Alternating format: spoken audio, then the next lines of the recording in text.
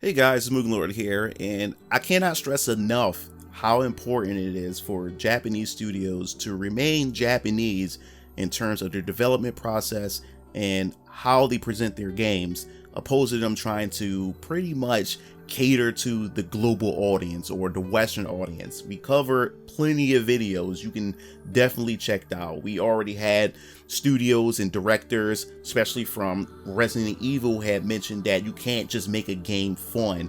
There's other things that's involved, and pretty much we can't make a game just solely based on Japanese. We have to also create something that's going to bring in an international audience, as if they can't rely solely on Japan itself. And then of course we had Sakurai mention that no, we have to just stay to our roots. I encourage you guys, or I encourage Japanese developers to cater to the Japanese audience, because there is a lot there and they're starting to lose that. So the reason why I wanted to make this video, because just a couple days ago, I would say it was on my birthday, where we have a ex-Sony executive, Shuhei Yoshida, had mentioned how Nier Automata itself had saved Japanese gaming and saved the Japanese gaming industry, and that says a lot. So before we even dive into this video, make sure you hit the subscribe button and the notification bell for more gaming content here on this channel. Now, this tweet had been brought up by Genkai himself, or Genki. He had pretty much put up the post mentioning how Shuhei Yoshida has said that Nier Automata was the game that revived the Japanese game industry after it struggled chasing overseas trends in the PS3 era. Now, what's so funny is this game had saved Japan in the PS3 era for chasing overseas trends. We mentioned this before in previous videos, where you had so many other Japanese studios trying to replicate what the West is doing. And I said it before, you have to give Microsoft and the Xbox credit for how much they have changed, or how much they have impacted the gaming industry. Is because of that platform, we had a lot of Western developers no longer just creating games exclusively for the PC. They also started bringing over a lot of their PC games over to the console space, which introduced the Western gaming industry, or the Western gaming community, to RPGs that are Western based and shooters that are Western based. And it pretty much just shook up the gaming industry to the point where the Japanese gaming industry could not compete, and you started seeing a lot of Japanese developers adopting a lot of the development process that a lot of Western developers had pretty much created from the West. And they started just changing up the way that they create their games. They started taking some of their legacy IPs and making it feel more like Western IPs. We talked about it before, and there's only two companies, especially from Japan, that really I guess you would say nailed it in a sense, which is Capcom and Bandai Namco. Despite some people being upset with the changes of Capcom and Bandai Namco, they are the only ones that's really been successful and not laying off any of their employees, and in fact hiring more and more new developers into the company and everything. So take that for what it is. But what's important is, and what I find funny about this entire situation, about Shuhei Yoshida mentioning about what Nier Automata has done for the Japanese gaming market and the industry itself in the PS3 era for chasing trends. Why is it down that we're still seeing now in this current generation, or the generation after, which was the PS4, the Xbox One? Why is it still, we still see that the Japanese is still to this day still chasing Western trends, and especially when it comes to the social political aspects, by incorporating it in their games? So what is going on here, and why is it that they're still doing this despite them seeing that, hey, if we continue to have our games be Japanese and it saved us in the PS3 era, why is it they still trying to abandon that, or still trying to appease to that Western audience? But we're going to continue with this quote. It says, "I think Yoko Taro made it without thinking whether or not it would sell well overseas. However, it was a huge hit overseas." And this is what I'm talking about. Yoko Taro, he didn't have in mind that, hey, this game is going to be geared towards a global audience or international audience. He designed the game based on his vision, his dream, and how he see how this game should be developed.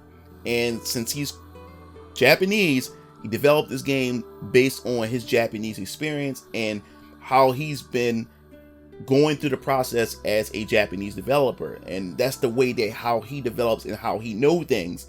So he just created a game how he would normally create a game, basically pretty much how gaming used to be. Developers create games not thinking about those things. They create it for whatever their audience is or whatever their experience is from whatever side of the hemisphere that they're from. So continue on from the tweet.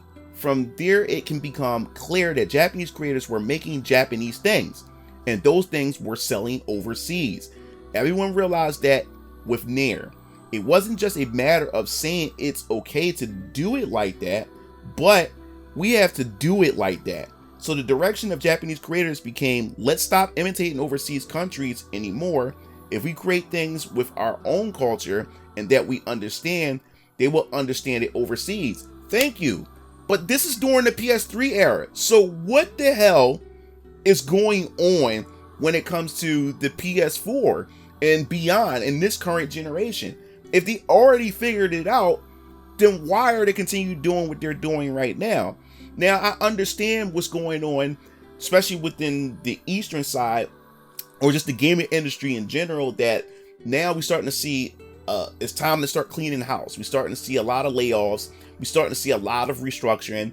We started seeing Square Enix mention how they are now focusing on quality over quantity. So we're going to start seeing these changes starting to begin to manifest. But we won't see these changes into the next 5 to maybe 10 years because there's still games that's already currently that's been in development that still have some of that Western appeal or that global appeal. So we won't start to see those Japanese in core essence and spirit until much later, maybe down near the end of this generation console's life cycle, well into the next generation of consoles moving forward. So it's going to be amazing to see what the landscape is going to possibly be within the next 5 to 10 years. So to continue, I think the Japanese game industry was revived after Nier, so much so that I would say it was before Nier and after Nier. To put it simply, I think Nier Automata was the title that made people realize, let's make something Japanese. Yes, and I'm gonna give you my personal opinion, man. Like, I'm gonna be honest with you, I did not like the original Nier. Matter of fact, I didn't even like Dragon Guard. Now, my brother Kyo, he has all the Dragon Guard games. He has the original Nier game that released on the PS3, which is Old Man Nier. And I'm gonna be honest with you, the gameplay was just not like it just was not fun at all. I did not like that game at all. So I didn't really put that much emphasis or effort into playing the original Nier games. Didn't like Dragon Guard. Dragon Guard was not a great game to me at all. But it was Nier Automata that really sunk me in because my brother Kyo, he loved the Dragon Guard and Nier series, and he bought Nier Automata first. And then he said, bro, if you love RPGs and you love action RPGs and you love like these mind-bending stories, you like Ghost in the Shell, you like those type of things, bro, you definitely need to try out Nier Automata. Please, bro, try it out. So my brother's recommendations are like always been spot on. He knows the type of games that I like. So I decided to go give Nier Automata a try. I bought it for the PS4. And my guy, he was not wrong. I fell in love with that game. And I just didn't understand what the hype was around it. Because I seen a lot of hype around the character 2B. To me, I didn't really care about 2B. 9S and the rest of the other characters was because, I mean, they look like, that's the purpose. They look like dolls and everything, but I just didn't find the designs of these characters appealing at all. So that was another thing that really pushed me away. I didn't see the hype, and then until I actually bought the game, started playing the game, and then I seen the famous, strut walk that 2B does. And the fact is that when she walks without her skirt, I said, okay, I see why everybody was drawn into this game. And once they got drawn into the game by this character, they end up falling in love with the story, which was quite the opposite for me. I ended up falling in love with the story before getting drawn in by the character itself. But man, I think the game itself is ahead of its time, man, and you can get multiple playthroughs out with this game, and there's so many things you can pick apart as far as the narrative is concerned. If you look on YouTube, there are a ton of thesis statements for this game, and this game can definitely be studied from throughout the test of time. You can always find something different and get a different perspective from what Yoko Taro was trying to present to the player itself, and it asks you a lot of questions about humanity itself, which is also pretty cool, which takes me back to Ghost in the Shell itself about humanity, and that's why I love those aspects of it.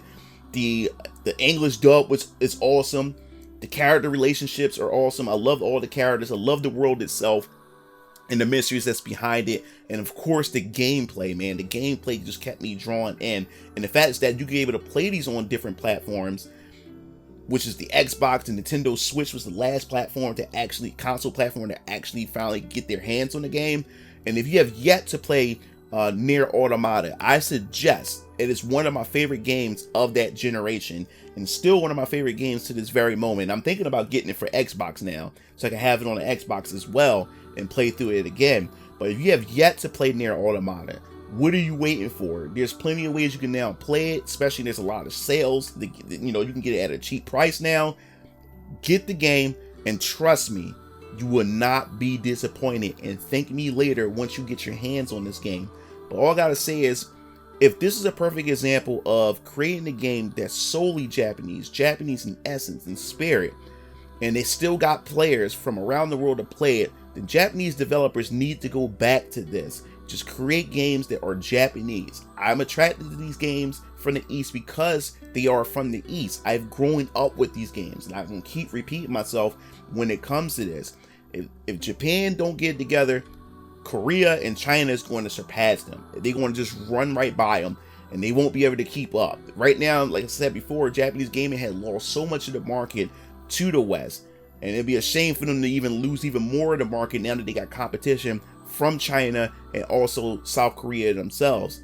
So I definitely want to hear your thoughts in the comment sections below. What do you think about this? Shohei Yoshida talks about how Nier Automata saved the Japanese gaming industry in the PS3 era, and yet we still haven't seen them learn anything from this, from many of these Japanese developers who are still trying to cater to that global audience, inject Western ideology into their games when they don't have to, when these games have been successful long over time. So if you liked the video, definitely hit the like button, the subscribe button for more gaming content here on this channel. This is MugenLord signing off. I'll see you game fiends later. Peace out.